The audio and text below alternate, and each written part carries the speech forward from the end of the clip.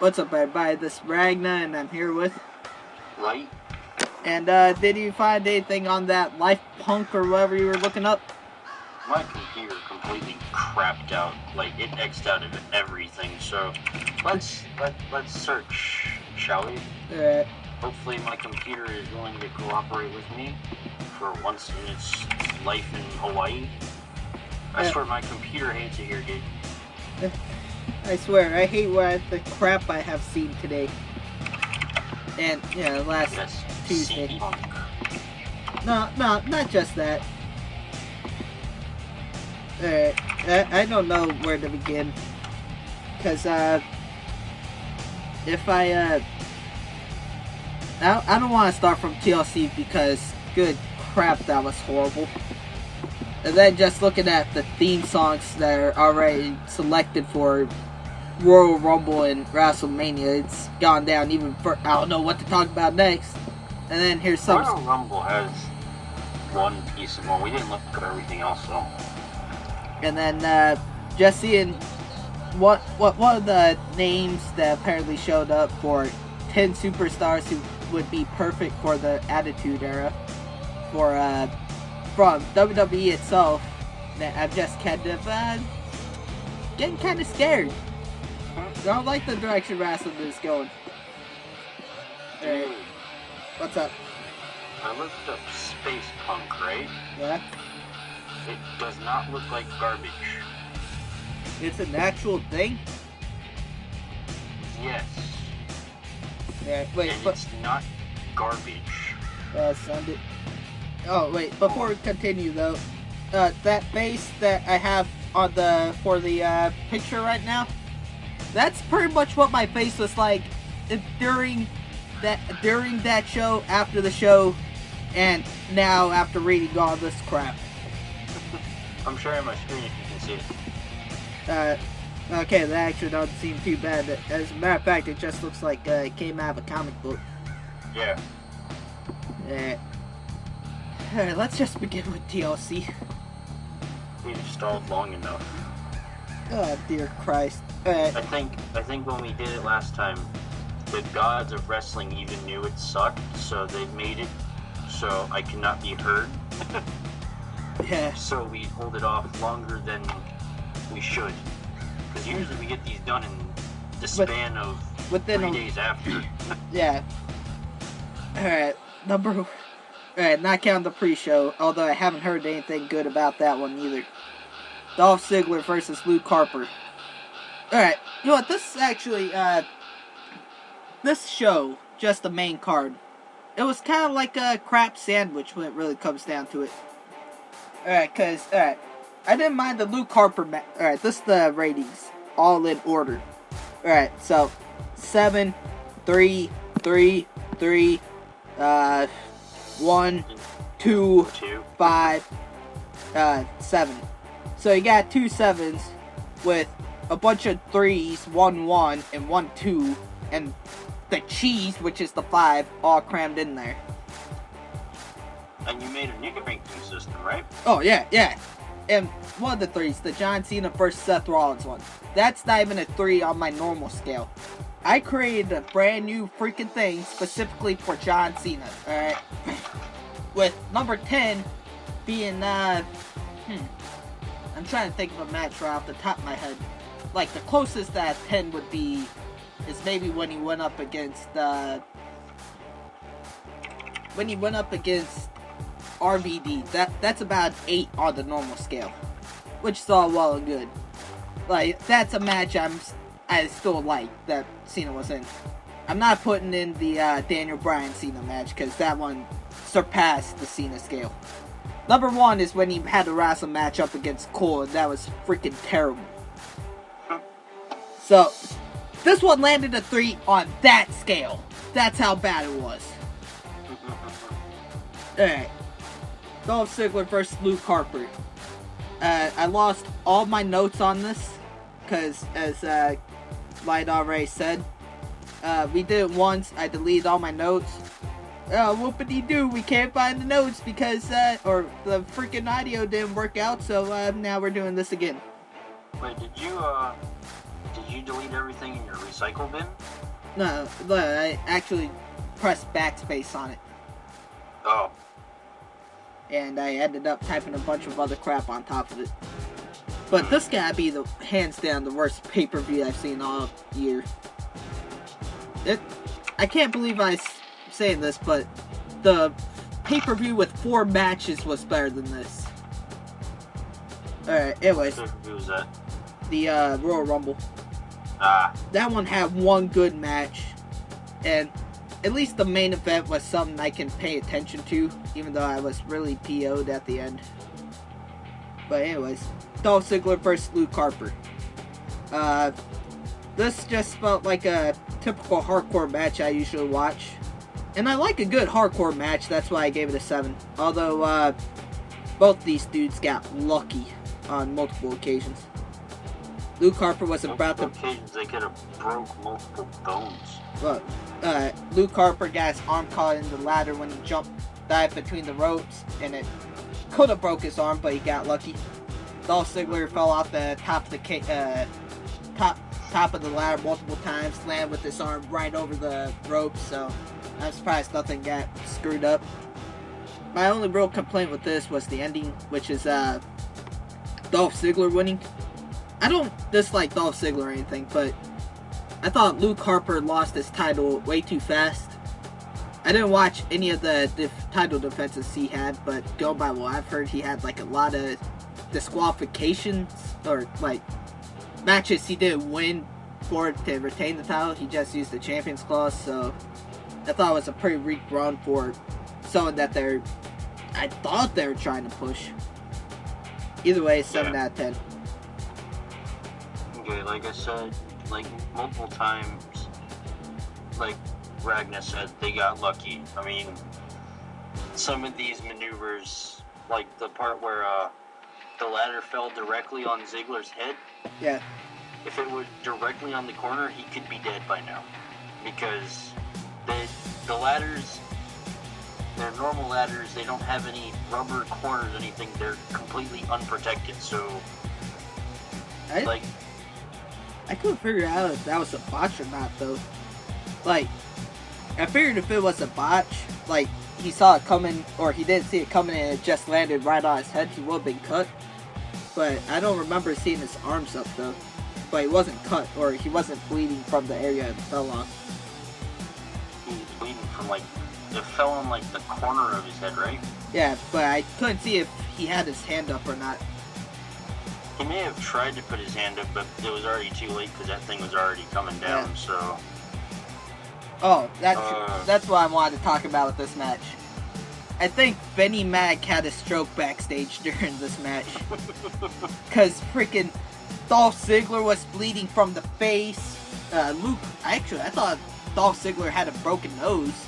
And Luke Harper was bleeding from like under the arm. So that's... I'm surprised they didn't have an ambulance out there. Unless they did, and no one knows about it. Let's see. What I really thought was cool was when, I think it was Ziggler DDT'd Luke. Oh, yeah. Harper off the ladder. When he like jumped off the top of the ladder and did the tornado DDT. Yeah.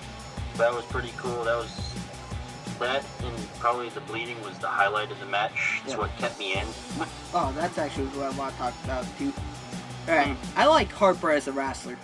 Like, he's one of those hosses, to me at least, that like, even though he's big, he could still move quickly enough. Like, I wouldn't mind watching a normal match with him and Dolph Ziggler. Yeah. But anyways, so Luke Harper is like this, big dude that can move fast. My only real problem with him is he sucks at selling his moves that are done to him. Alright, so Dolph Ziggler DDT'd him, and Luke Harper is the first one up. So he got dropped right on the top of his head, apparently, but he's still the first one up between the two of them. Yeah. He should have waited until Ziggler got up and then tried to stagger his way out. Yeah. Not just fall and then just get up like he did. But either way, I still like Brody Lee. That's his name before Luke Harper. Okay. It was so weird because, like, I've seen some of his matches before he was Luke Harper when he had, like, relatively, he had more hair than he does now. Like, you can see he's going bald a little bit. Yeah. But, like, during the time he still had hair and he shaved his beard, he looks completely different. That beard added, like, 20 years to his life. What's your rating? 8 out of 10. Alright. Usos versus Miz and Mizdow. This one, to tell you the truth, I don't remember anything about it. I remember I gave it a 3, and because it was a boring match with a horrible finish. Because finish was basically, alright, Miz and Mizdow were, trying to do the whole count out thing so they could retain the titles. I don't remember why they did it, but they were heading out. I don't know which Uso it was, Uso 1 or Uso 2, but I'm guessing Uso 1 tried to dive between the ropes onto Miz and Mizdow. Miz pushed Mizdow in the way, and then Miz hit Uso 1 with the Slammy Award. Yeah. Although, I do remember, one of the Usos, I'm pretty sure it was the same Uso, did excuse me, a corkscrew freaking moonsault, and it looked pretty cool, so that pretty much gives it a point there. Alright, good. Okay, well, the thing that got me was whenever Miz was used upside down, Mizdow was, like, jumped in the ring and just was, like, doing a headstand and keeping his balance on the turnbuckle, trying to imitate what was happening to Miz, and he'd just be flying out the ring and stuff. Everyone loved it. Yeah. And then, the part that, he, like, both of them were down, and one of the Usos were pointing at Miz and Mizdow, and, and the, whenever, like, Uso 1 or 2 pointed at Mizdow, the whole stadium cheered. Whenever he pointed at the Miz, it just went quiet. Oh, that's like, so no much. one cared. I forget. And, the worst part about that is, alright, so they're in Cleveland, Ohio. The Miz is from Cleveland, Ohio. He was getting booed in his own hometown. No one gave a single doggy doo-doo about the hometown boy. Not counting Dolph Ziggler. But, I changed my rating from it, right after, and then, of course, he got hit with the slamming, and then, did use the champion clause to his advantage, and then, originally I had given it a 7 out of 10 because there are quite a bit of interesting moves, but it wasn't enough to actually keep me entertained as well as I wanted. So I go down from a 7 to a 4. Wow. I don't think I've ever heard of a 3-point jump. Yeah, thinking back to it, I don't know, it was just one of those things where it's like, alright, that's cool. Can we now end the match, or are you just gonna keep going? Well, it wasn't even that long. It's the shortest match on the card. Oh, never mind. Not counting Jack Swagger and Rusev. It was the shortest match on the card. Yeah. It was even shorter than the Divas match. Alright, anyways, there was I remember there was a interview with Seth Rollins. Apparently, we're not gonna call Sting the Icon Sting anymore. We're just gonna call him the Vigilante. So I actually read about that, why they did that, because they want to change him. Because they want him to be known in the WWE universe. Because Sting is it's the WCW universe. Where are they gonna? Why do they have to change it? That's the main selling point with Sting. Oh no, they just wanted to change it to Vigilante get a WWE twist on it. Sting is the only big... Actually, he is the biggest wrestler ever to never have wrestled in the WWE. So, yeah, that's the main selling point. Like, yeah, you remember back in the Monday Night Wars when they had Sting? Well, Sting's over here, so you guys should, check out this stuff and stuff like that. Like, even during like, he only had one match with WWE, and that wasn't even when when WCW was bought out by WWE. That's when he had his one match, but after that, he never came back. So, I don't get why they're changing it. That's like, I'm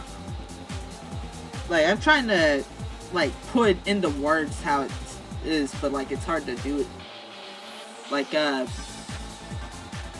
It's like if Sony bought Microsoft, I doubt that's gonna happen, but, Sony bought Microsoft, and they decided to, sell Xboxes again, but instead of calling it Xbox, they call it, the Playbox or something like that. It's just pointless. Yeah. Anyways, then there was a tale of the tape apparently about the steel steps. Total, they weigh about 300 freaking pounds. But they can be swung around like nothing. The top thing alone is 87 pounds. Yet everyone swings it around like it's nothing. Hey, Big Show and Eric Rowan on the way to the ring. They were kicking the things. I figured if it was 80 pounds, it would hurt to kick. Yeah, I wouldn't be wanting to kick anything that's 87 pounds. I've kicked weights that were 80 pounds. It's not fun. If it's a person, that doesn't count. If it's an inanimate, heavy object, I don't want to kick it. That's gonna hurt my toe. As a matter of fact, they can possibly break it. And trust me, I've seen people at my house with broken toes. I don't want to be that person, especially because I'm laughing at them hobbling around the room. Oh wait, and this is actually what I want to talk about. Well, I've been saying that a lot, but sorry. Alright, this is something that we need to talk about. I remember as soon as I saw that they were doing a steel stairs match, I called you and we were talking about it, and I joked, they should call it tables, ladders, chairs, and stairs. Trying to add that little country thing at the end of it. And what do I see the next week? Yeah, Tables, ladders, chairs, and stairs. Next week, these two are gonna have a match at TLC, tables, ladders, chairs, and stairs. Oh. Just happens, man. It's one of those things. I hope I have this power to just, say they should do this, this, and this, and it just happens. Then I would be all yeah, Cena should, be an occasional wrestler at this point. John Cena just walks into the ring, I officially retire. Because John Cena would be a better occasional wrestler at this point than, full-time wrestler. Just bring him out, Triple H, just bring him out when necessary. Oh, trust me. What? Bring him out like Stone Cold sometimes? No, not like Stone Cold, because Stone Cold don't wrestle anymore. I'm talking, just the wrestle. John Cena, I think, is at that point where, he can have one match a year and he'll be fine. We'll get to John Cena in a second. Behind him, yeah. What's up? All the kids would be looking forward to that one match. Yeah. Anyways, Big Show versus Eric Rowan. This was a bad idea from the get-go. Alright, you got Big Show, who's who's big and slow, because, he's got gigantism. Then you got Eric Rowan, who's big, but not really slow. He's, in the middle. He is pretty quick for his size. So what do you do for these two dudes that really can't move all that fast? You add a bunch of hunks of metal to the match. So, yeah, it wasn't as slow as you expected. And it was a boring match, 3 stars. Ending was stupid, ending was even worse. Aaron Rowan Eric Rowan, they were trying to push him as, oh, he's this genius. He's got 140 IQ. Yeah, the smartest thing he did. The smartest thing he done in the match is build a fort. And then it got used on him. And, either way, alright, so they're trying to push Eric Rowan for a little while. Like, you know, just, like, I thought the plan was, let's try to let Luke Harper and Eric Rowan win most of his matches. Or most of their matches, so we can have them face off at WrestleMania. Which makes sense. Nope, they both lost. So it's brought my mood down even more, 3 out of 10. I remember a lady shouting, "I hate you" at the top of her lungs to Big Show. Turned up, most likely from his heel turn that happened. It kind of reminds me of my great-grandpa. Huh? So it kind of reminds me of my great-grandpa. Really? Yeah, my great-grandpa, right? Or, this is what my old man told me. Apparently, my great-grandpa and my old man, they went to what's called wrestling show, like, you know, close to where they were living at the time. And this was when apparently Andre the Giant showed up. My old man, my great grandpa was talking trash to this 7-foot-tall giant. And guess how tall my great granddad was? 6 foot? No, like 5'9". And he's called them dirty. He's like cursed them out like a dog. Cause this before, you know, people realized wrestling was fake. But why would you ever do that when you're 5'9" to a 7-foot-tall dude? Especially with your grandkids there. Especially with your grandkids there. I feel bad for talking bad about him, cause like I was his favorite, and you know he's not here anymore. I'm sorry. I love that story so much. It just shows the balls on him. Shows the balls in your entire family, dude. I don't know about entire family. It shows the balls specifically on my great granddad. Cursing out a 7-foot-tall dude when he's not even 6 foot. Another thing that I remember, whenever Big Show put the steps on the announcer table, I don't know what he said, but like, is this garbage or something? Oh, when he took it off? Yeah. Oh, he was asking the announcers, "You nervous?" I didn't think the announcers were actually supposed to answer, cause like all I heard was, "You nervous?" Yes! Cool, you don't have to scream into the microphone. And then Rowan's Stonehenge, as the announcers called it, was used against him. The fort? Yes. I give that one a 6 out of 10. I want to tell you the truth. I want to find a bunch of those steel stairs now. I want to build a fort of my own out of steel freaking stairs. And then use it, and then get used against you.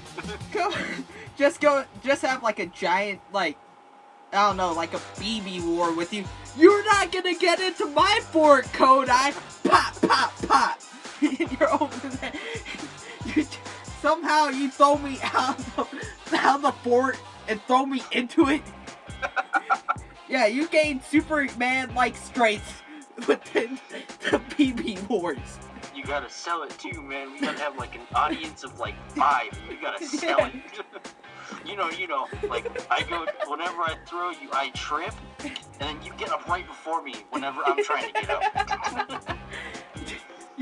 What are we gonna do? Just sell it to the 5 people? Sell tickets to the 5 people that watch this? Or whoever comes, and then have like a BB war, and then I gain magical strength, and I throw you through it, and then I trip as I throw you, and I fall through with you, and then you get up right before me, because that's logical. I get up right before you to flip you over and pin you? Yeah. 1, 2, 3, Sydney wins! But he got thrown through the thing, and all he did was trip. Sydney wins! He pinned him, he wins. You're nothing but a punk, your mama's a punk, and your daddy's a hoe. Sydney wins. I had to take Ice-T's thing from Def Jam Fight for New York. That's one of the best lines. Like, if you ever hear that, like, if someone ever says that, that's gonna be like the only time you ever defend your dad. Yeah. Cause like, you know what? It makes sense. Like, oh, my mom's a punk and I'm a punk. That makes sense. You know, we're father or mother and son. But then your dad's the only one that's a hoe. So it's like, man, what? Why? At least group us together. Alright, John Cena versus Can't even finish the title. I hate it. Oh, good God, there's so many things wrong with this match. It was a booking nightmare, in my opinion. Sorry. Booking nightmare and a horrible match. Alright. Alright. Seth Rollins, future of the company. What should we do with him? Oh, let's make him into the wimpy heel. Which, you know what, I'm okay with. Like, if there's certain things that he could use to his advantage, alright, you know what, let's let the heel take those. But this is freaking ridiculous at this point. Seth Rollins hasn't won a single match as far as I can remember by himself. He always has to cheat. And even he cheated in this match, and he technically lost the match twice. He got put through the table twice.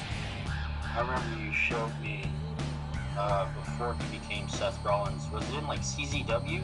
FCW. FCW, and he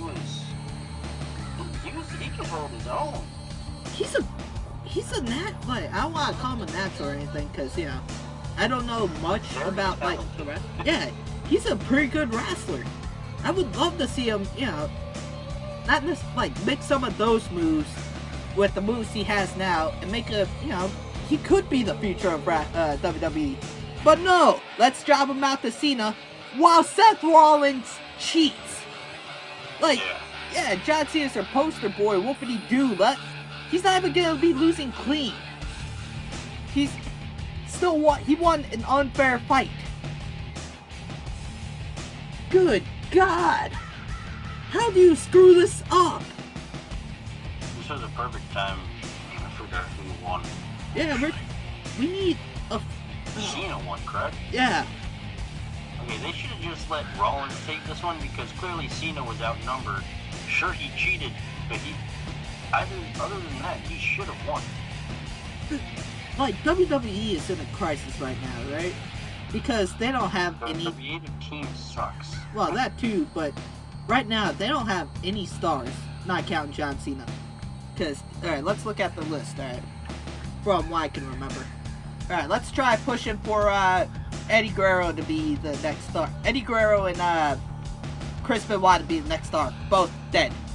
Alright, fine. Let's go to CM Punk. He walks out. Alright, fine. Let's try Daniel Bryan. Oh, he gets injured. So, you know what? It's not 100% WWE's fault. I get that. But you still had the like, you might as well at least try. You can't just have John Cena beating all of them. I'm actually excited for if Daniel Bryan comes back. Yeah, because I'm tired of seeing John Cena freaking beat everybody else. Daniel Bryan is not overrated as Cena is, and like you said, I'd rather see him win than Cena. Because automatically, when Cena gets in a ring, unless it's against, like, freaking Brock Lesnar, there's a chance he'll lose against Brock Lesnar. But every other match, he will always win. Yeah, but, like, even then, it's like, John Cena is the underdog. Like, they don't even, like, attempt to make John Cena sound like the god of wrestling at this point. It's just, oh, how is John Cena gonna beat, you know, Bray Wyatt? Look, it's obvious Bray Wyatt's gonna lose. Let's just move on. Like, you don't even need the match anymore. Yeah. This was, like, I was like, okay, you know what? Besides all that, let's just try to sit down, watch the match. Maybe it'll be good. Nope. It was so bad, I needed to make a scale, or I needed to made... You took the time to make a completely new scale. Well, I didn't take the time. It kind of just came out the top of my head, but I made a new scale for freaking Cena matches. And it's not like Cena has bad matches all the time.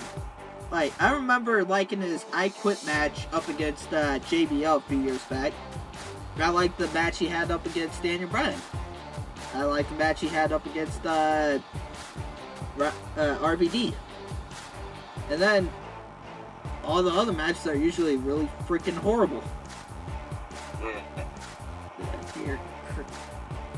I even like the Brock Lesnar match he had the second time.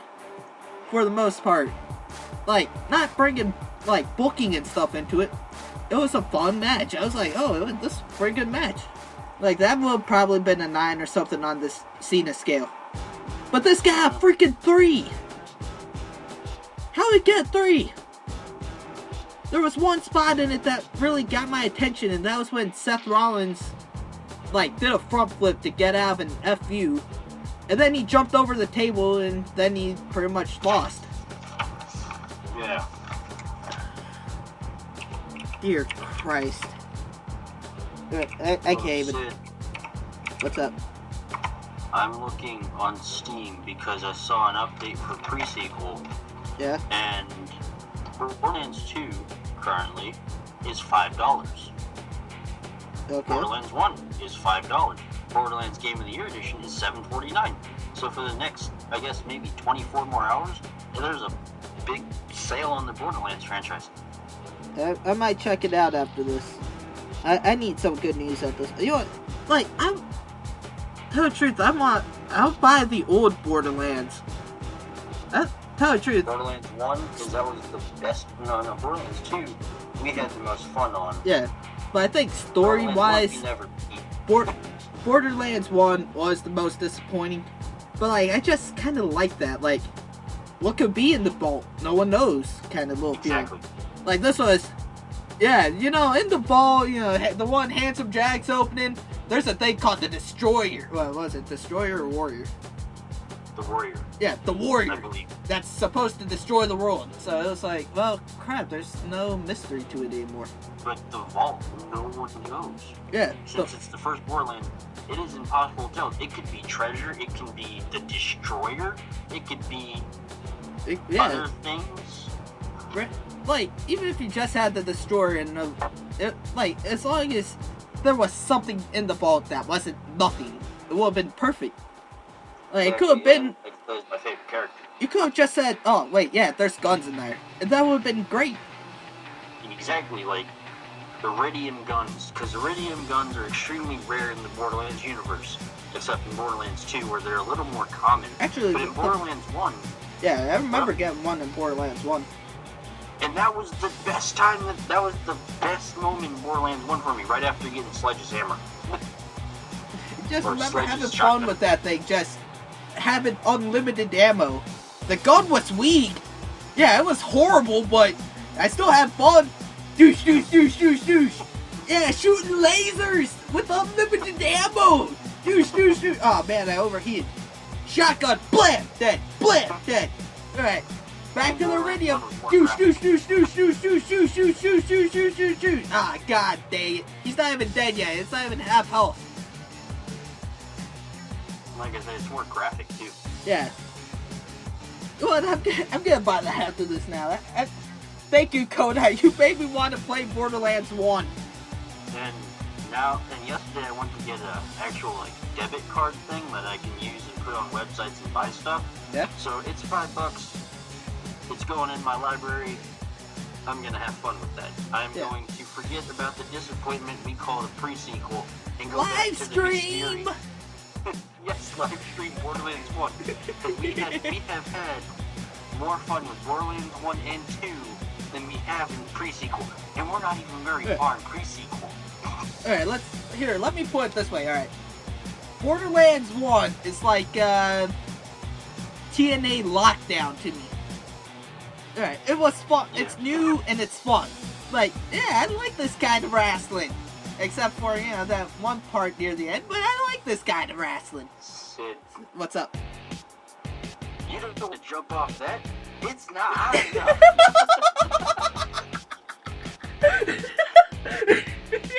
Samuel Shaw. Samuel Shaw and Ken Anderson. I love that. The old Mr. Kennedy telling a guy to kill himself. No, he told him don't jump off of there and won't kill him. Oh, Here. man. Only in wrestling does that ever make sense. But anyways, that's like, alright, Borderlands was like TNA Lockdown to me. It's new, it's fun, I enjoyed it. Borderlands 2 is like Survivor Series. Not quite as good, but you know, I had a good time in it. And then, like the ending was satisfying. You finally get to kill Jack. So it's like, that's like when Sting came out. Someone dying is equivalent to Sting. Alright, the new one is like the... What's the one before Survivor Series? Was it Hell in a Cell? Yeah. Disappointing. The part that was supposed to be good, not even close. Also, Poker Night 2 is $1.24. Poker Night 2 is worth it. Anyways. Alright, let's get back to the Is video. that Was enough. Is that the Necronomicon? The Book of the Dead? The book that's made by Flesh of Dead Souls? Nah, it's a cookbook!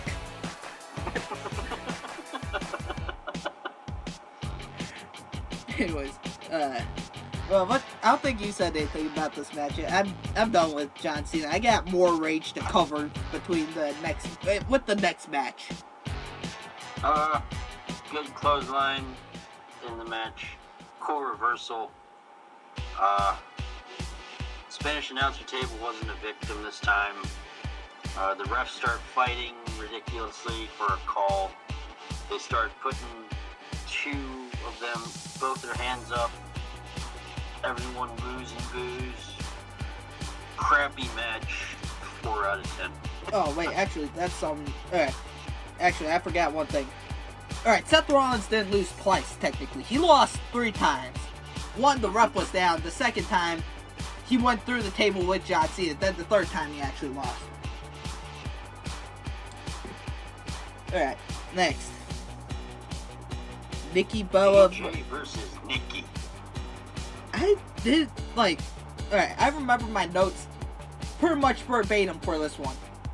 This match was so boring, I didn't write anything. The only thing I remember besides Nikki Bella winning was like the little interview they had with the Bellas before the match, where one of them said, AJ Lee is a phony. Yeah, AJ Lee's not the one with the fake tits now, is she? I don't want to sound like a pig, but that doesn't sound phony at all. No, dude. Nowadays, you'll be called a misogynist. I'm a misogynist because we have 3 women that are showing off, basically, their hooters, and if my eyes just happen to look down, all of a sudden, I'm a misogynist and I hate all women. Or you want to rape them. Or I want to rape them. Because, saying hello to a pretty girl means you want to do her. Oh, dear Christ. I hate that little debate thing I saw. Because, like, they had one feminist who was basically saying a bunch of stupid stuff. And then you got a man that was even more stupid defending the dudes. Yeah, but she was the one that was walking out there for 10 hours. Oh, God, who picked this guy? Like, dear God. I've said some stupid stuff. Even between us and in public. But even then, I was not like this dude. Go for it. What's up? You talking Link Cara? No, Link Cara is... I don't have words for Link Cara. Apparently, you can be a feminist while being a Republican who is all about oppressing everybody. Gays cannot have rights, but I'm all for women's rights. Ow, that hurt my chest. Ow. I can't be a Bella cheated. Hairspray in the eyes. I hurt my kitty. Then I remember one part where AJ's in the corner, Nikki comes running, and then AJ jumps and then hurts the other one's shoulder.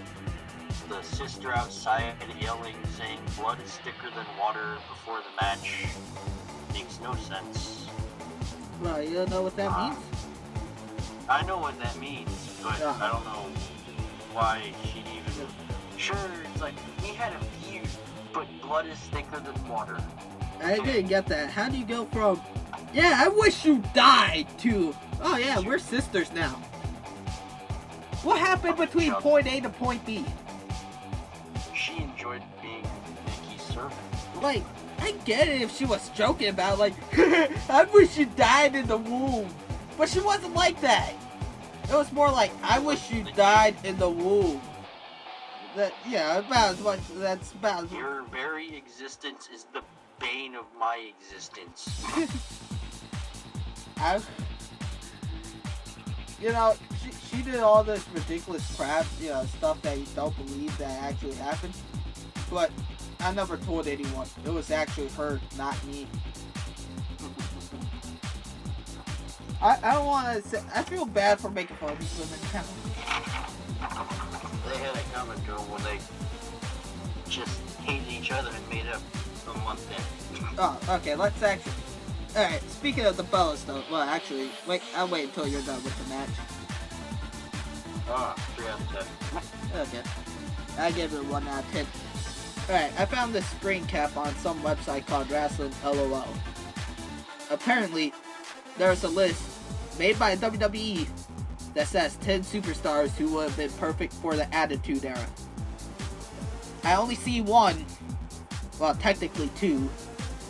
Apparently the Bella Twins would be perfect for the Attitude Era.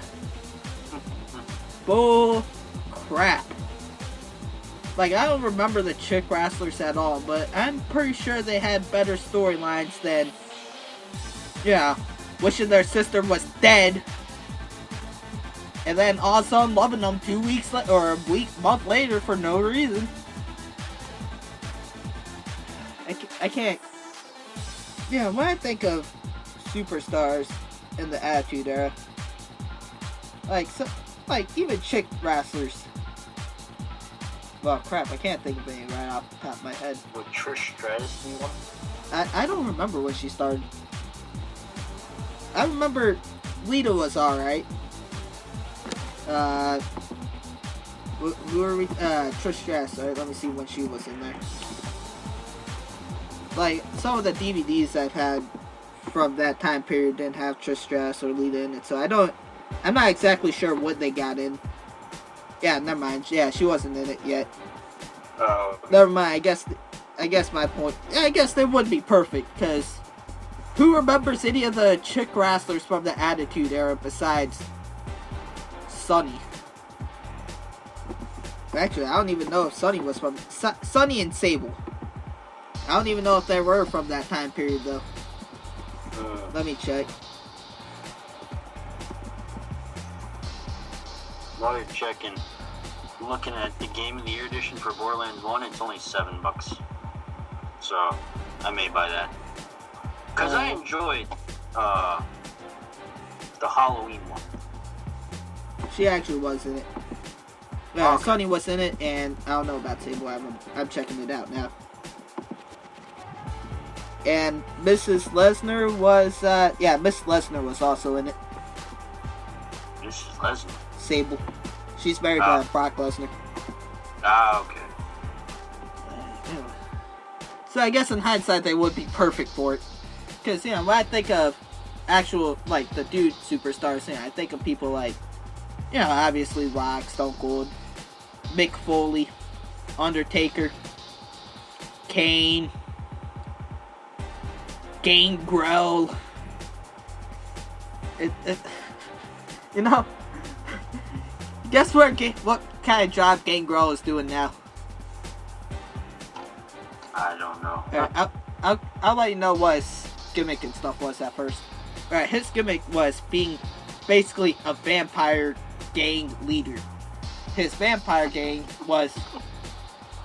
it consisted of Gangrel, Edge, and Christian. And then for a while, Gangrel was also being a vampire dude with Undertaker. Guess what he's doing for a living now? A vampire attraction. No, he's in the porno.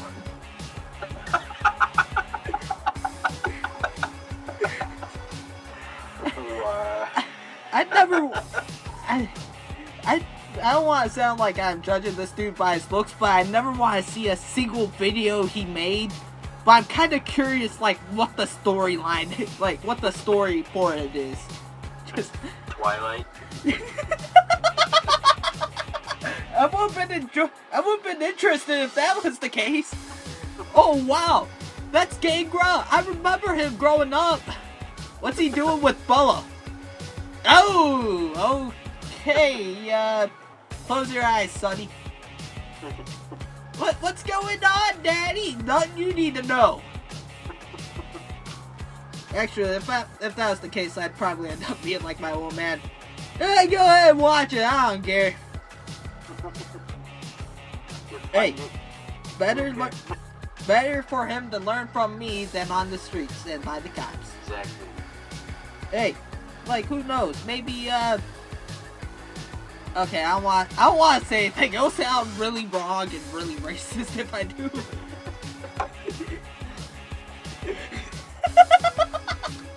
It's even worse because these people died, like, what, a year ago? Wow. Oh, dear Christ. Why do I have to be from that area? You can choose your friends, you can't choose your family. I'm going to hell. I'll meet you there. We'll both be in there. I'm gonna make this laughing worse for me now. Oh, wait, that's not it. Dean Ambrose one. The picture that I'm using for this video is my desktop now. He reminds me of Al Bundy like that.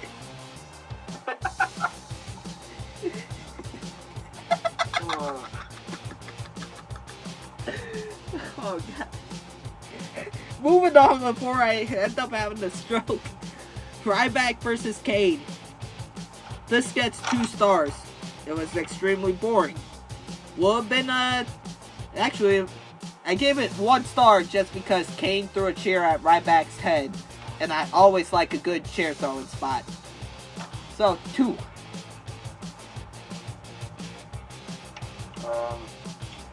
Let's see. Whenever Ryback was setting up Kane was setting up to throw Ryback into the turnbuckle with the chair.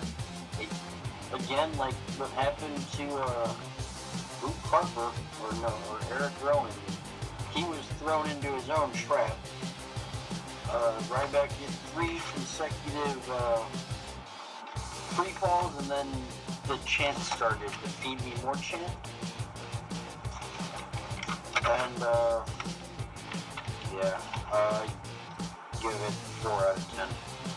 Alright. Not much can really be said about half these matches. These matches were unmemorable for the most part. Rusev versus Swagger. I don't get why they started this rivalry up again. Jack Swagger lost to Rusev like what, 3 times? Or 2 times? It's the Cold War, except America. Yeah, except, you know, they're actually going to war. Yeah. But anyways, it was quick and easy. Better than the last 1, 2, 3, 4, 5 matches. So I gave it a 5. I remember whenever Swagger, right before his entrance, Lana was about to say something, but then the intro for Swagger's music started. Then Lana just started going nuts. I never like she was going to kill something. I never thought I'd actually care about what she's talking about.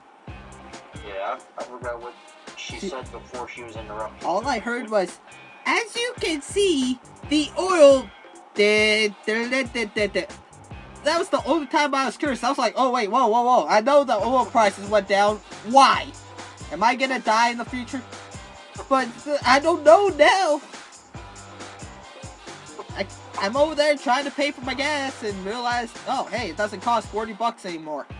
So, something's happening and I need to know. And Jack Swagger tried to do his Swagger bomb, but that completely failed. And then right after that, Rusev got Swagger into the Accolade and was holding him there for a while to the point where Swagger then went unconscious for a few seconds and then finally gained enough strength to get Rusev off his back. No. And then... If this was a more realistic rivalry, that would have been an awesome spot. Yeah. Well, if, like Jack Swagger actually got all the way back up to his feet and, like, fell on top of Rusev. Yeah. But nope. Yeah, I mean, they could do a lot with this rivalry. It's just how they present it. Yeah, like, I'm hoping it turns out better with, what's his name? Ryback, because they're in a feud now. Yeah. I'll talk about the aftermath in a little bit. Most of this crap I'm just reading from Wiki. So take that with a grain of salt. And I heard one of the fans say Rusev sucks at the top of their lungs, and then I give it a 6 out of 10. Okay. Bray Wyatt and Dean Ambrose in a tables, ladders, and chairs match. This match, I enjoyed. Until the ending. The ending's the only part that really got me down. But the rest of it... It was a fun one to watch. Yeah. It just seemed like a fun WWE-style hardcore match. It was fun. We had people jumping off of ladders, through tables, chairs were used.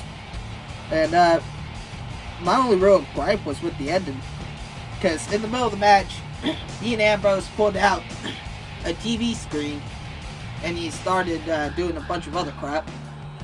He threw Bray Wyatt onto the Smash Announcers table, climbed up a tall ladder, jumped off it, threw, what's his name? Bray Wyatt back into the ring, and he wanted to use the TV against him. And I was like, yeah, I get to see a TV spot again. I want to see some broken glass. And the TV blew up in his hands, and Bray Wyatt just Sister Abigail'd him for the win. Just kind of seemed random considering Dean Ambrose was winning for most of the match. Yeah, and the fact that they thought that ladder was 45 feet tall. Yeah. That was easily 15. 10 to 15. That ladder wasn't even as tall as the, the saw. And the saw is like, supposed to be like 20 feet now. It's like 20 or 25 feet. I think they say 20. Yeah, it was half the size of the cell. Yeah, it's only about 15. And clearly he didn't choose the biggest ladder because there was one a lot bigger. It was probably there only for show because it didn't look like you could collapse it. Yeah. So that was there just for show. So I guess he did choose the biggest ladder. Now, it just wasn't 45 feet. If he used the other ladder, we don't know if it was a real ladder or not. But if he used that ladder, that probably, could have been a little bit taller. I didn't see exactly how. That would have been a really good spot. Yeah, it looks at least 20. It would have been a lot better than calling a 15-foot ladder a 20-foot ladder or a 45-foot ladder. Yeah. And then Dean Ambrose has actual manners because right before he uses the Spanish announcer table, he's literally bowing his head down and begging them. He actually has his hands clasped. Please use your table. Yeah, he's pleading with them. He even has his hands in the prayer style. And they're like, okay, and then he's like, thank you. And he removes everything off of it, and then... I like that guy. Alright, he's polite to him, And then once they said, go ahead, and he says thank you, he just rips the top off. Yeah. That's how you roll. Also, I remember beginning of the match, he pulled out 2 kendo sticks. Yeah. Or that was in the middle of the match. And just started using them. He started, swinging at Bray's stomach with... I've been hit by a kendo stick. Not very hard, but I've been hit by it. It's not fun. And, you could hear that the bamboo snap, not snap, break, but just smack against each other right as it hit Bray. And then he shoved the tip of the kendo stick into Bray's mouth and just started, moving it around, jerking it around his mouth, screwing him up. You feel that down your throat? And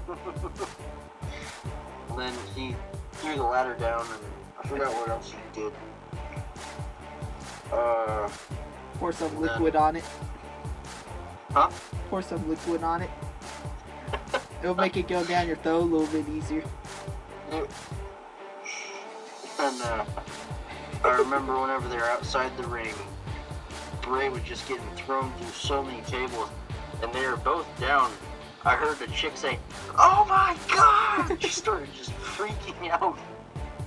Sorry, now it sounded like she was crying. Sorry, I'm just thinking about Boondocks now after saying all that. When they went to prison. Now, I'm not like most people in here. I'll still rape you, but I'd like to, take you out to lunch first.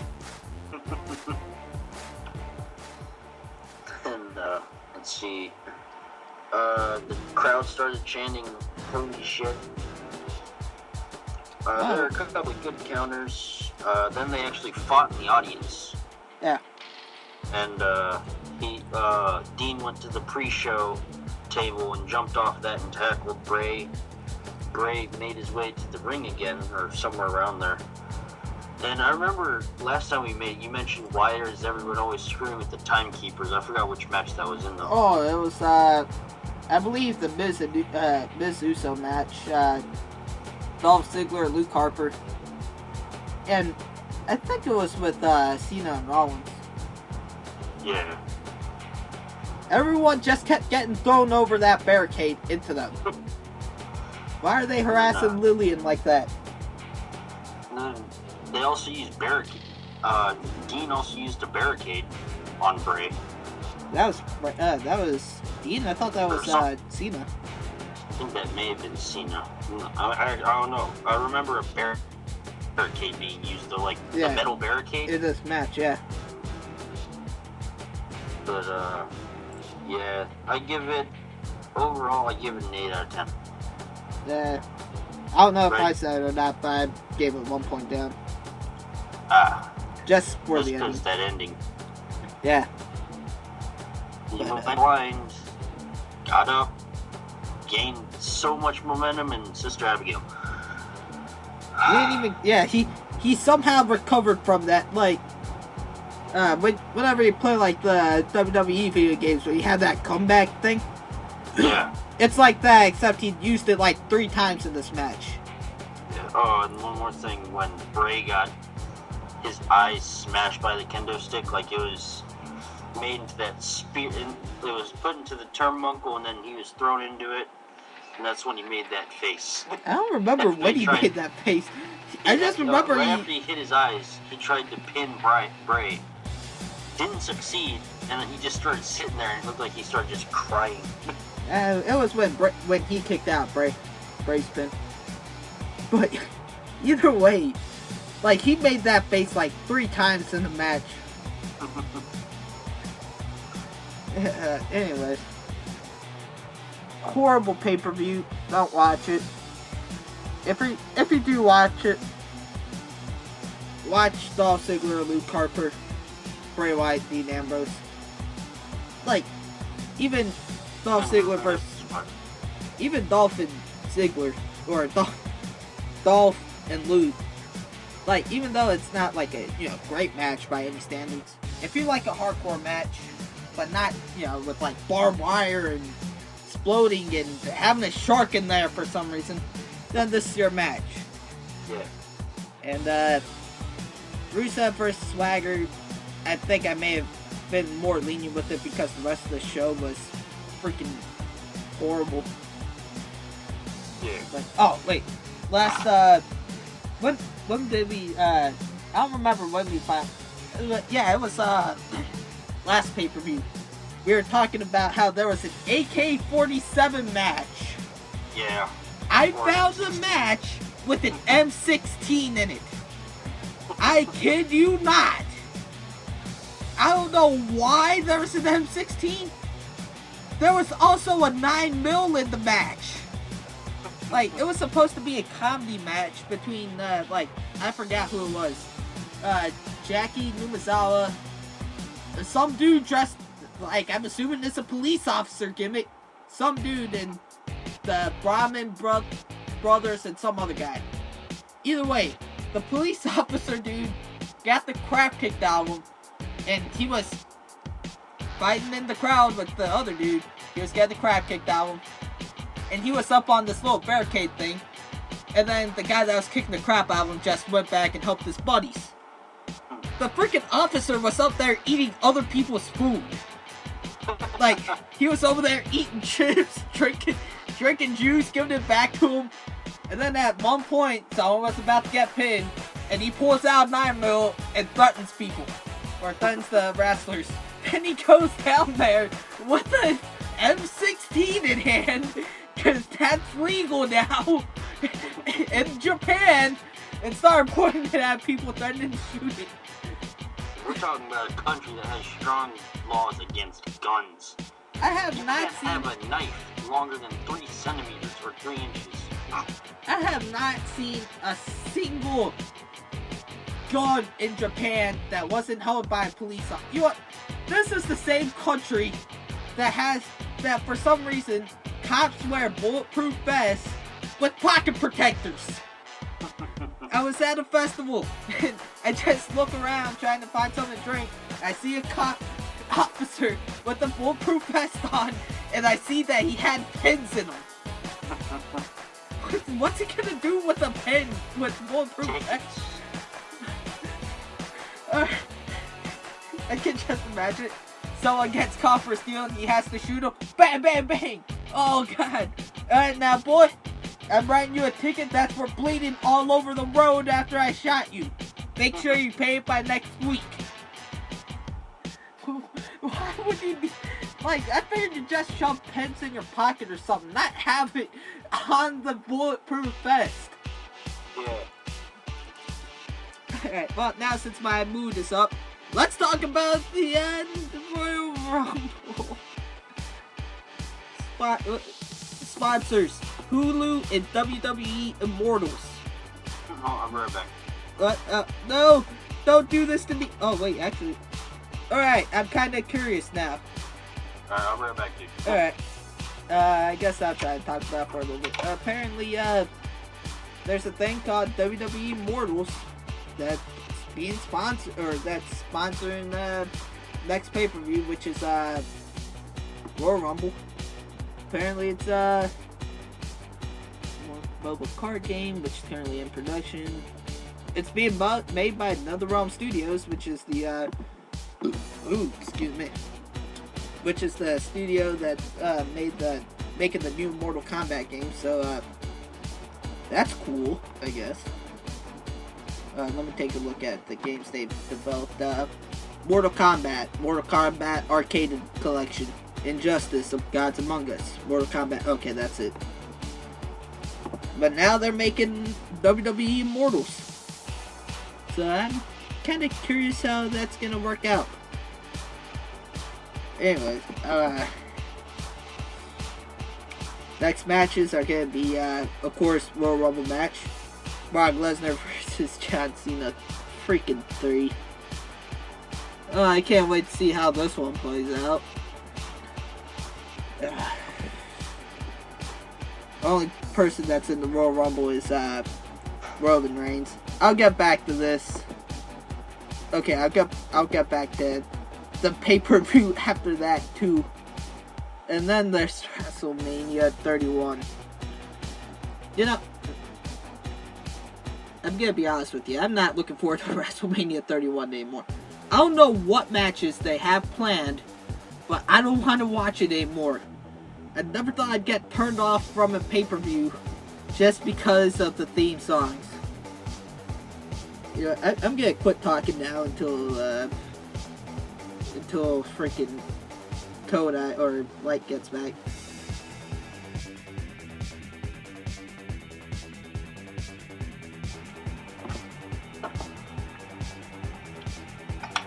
Alright, I'm back. Alright, good. I was waiting for you. So, alright, right? WrestleMania theme songs. Are you ready for this? Yes. Alright. Apparently there's 4 picked out. It's Time by Imagine Dragons. That one, I don't know much about Imagine Dragons, but I heard they're relatively rock sounding, so that's fine. Blank Space and Shake It Off by Taylor Swift. Cause nothing says wrestling like Taylor Swift. Oh, it gets so much better. My Girl by One Direction. Cause when I go... I can see My Girl being for the deepest match. I'm gonna... Why? I'm just gonna be... I'm gonna... Cause, you know, why? Like, Japan has, like, card games being the sponsors of wrestling events. But at least that actually kind of makes sense in Japanese culture. But, like, you'll never turn on, like, a Stallone flick and see, oh, hey, One Direction made a song for it. Like, what if Expendables 3 million, you just turn it on and all of a sudden Justin Bieber singing the theme song? That's just gonna ruin the mood. Like, yeah. Do you even know what Steal My Girl by One Direction sounds like? No. Well, I'm guessing it's relatively poppy. I'm gonna have to, every time I hear that song, I have to imagine, you know, like, I'm trying to think of 2 wrestlers off the top of my head. Like, I can't even imagine it. That's how stupid it is. Like, pop, I don't think pop music's gonna make a good song, or good theme to a, event about people fake fighting each other. Like, what if UFC just shows up and says, you know what, we're changing the theme song to our show? We're officially making it, what's that band that Dan Cockapasor used to talk about? The Big Time Rush. It's not gonna work out good. And then Royal Rumble. We got Denial by We Are Harlot and 1, 2, 3 Turnaround by Chris. We Are Harlot sounds like a screamo band. I don't know about that. It just said rock.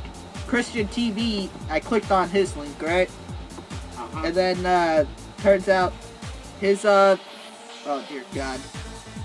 All right, his real name is Christian Barry Shad or Barry Shea something. And then some really weird, some name that I can't pronounce because I'm a freaking white guy. Well, apparently his stage name is JMSN. Guess how you're supposed to pronounce that? Jameson.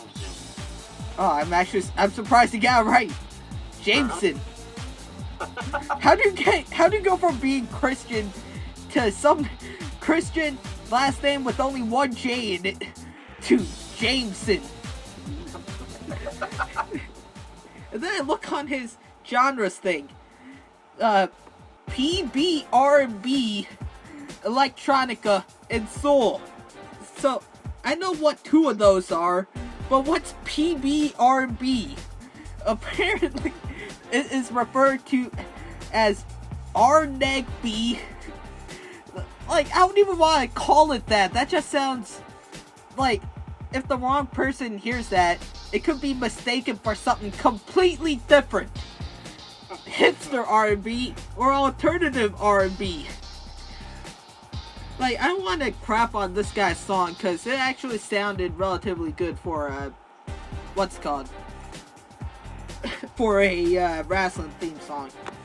So I'm looking at it, I'm just thinking, alright, PB R&B, what's that, like peanut butter rhythm and blues or something? Why is it called that? Apparently it's short for the PBR is Pass Blue Ribbon and R&B put together. Because apparently, Pass Blue Ribbon is all suddenly associated with hipster subculture. When I think of Pass Blue Ribbon, I just think of cheap beer. How is it mixed with hipster subculture all of a sudden? Like you told me earlier, they're going Russian. Yeah, I'm curious. Like, what? Like, when I think rhythm and blues, I think of, like, you know, the guy with the acoustic guitar or electric guitar. And you know what? Screw it. You entertain him for a little while. Let me find the acoustic guitar. Yeah, so like Ragna said, they're going Russian. The Russian company bought them and whatnot. And I have nothing else to really say other than I want to watch the new, not new, but I want to watch Sons of Anarchy because I heard the finale was amazing. Alright, I'm back.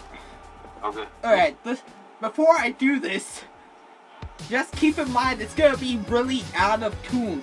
I'm just thinking, like, why would you, when I think of R&B, I think, you know, like old school blues, where you're singing about, like, all the sad crap that happened to you. But what's a hipster got to whine about? Can you hear that? Yeah.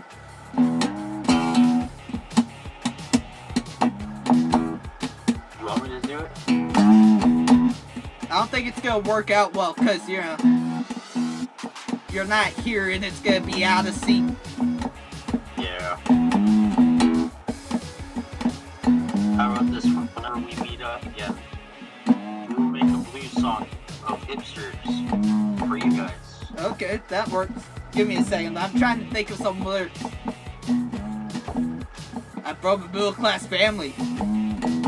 Don't have to worry about being broke. I'm learning about privilege at school. But the Starbucks is closed.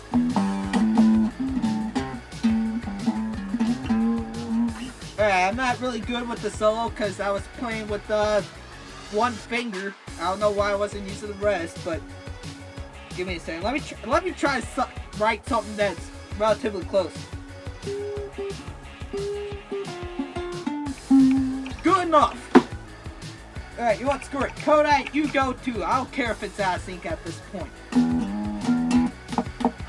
have to think about it. You said middle class family, right? Yeah. Let's see. I made a good one a couple years ago. About the dog named Blue. Yes. Everyone liked it.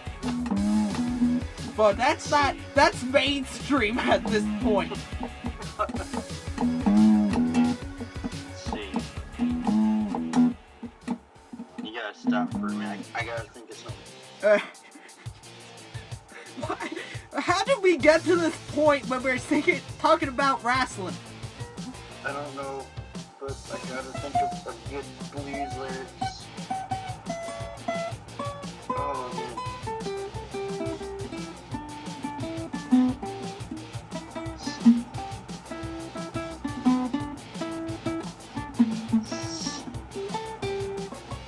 It's hard to make one about hipsters. I know nothing about them. Alright, well, generally speaking, like, some of them are, what's it called, SJWs, so put that to how you actually want. That's why I was thinking about them having to take a privilege class. Although there are neo-Nazi hipsters. Nipsters. I kid you not. I think we're pretty much done with this. Yeah. But see you guys next week when we do our 2014 wrestling in review. We may do it on either. You want to try doing it on my Christmas or your Christmas? I don't know what I'm doing for Christmas. It's up to you. Okay, just in case, let's do it on my Christmas. Alright, see you guys in about 4 days. Yes. Alright, later. Later. Later.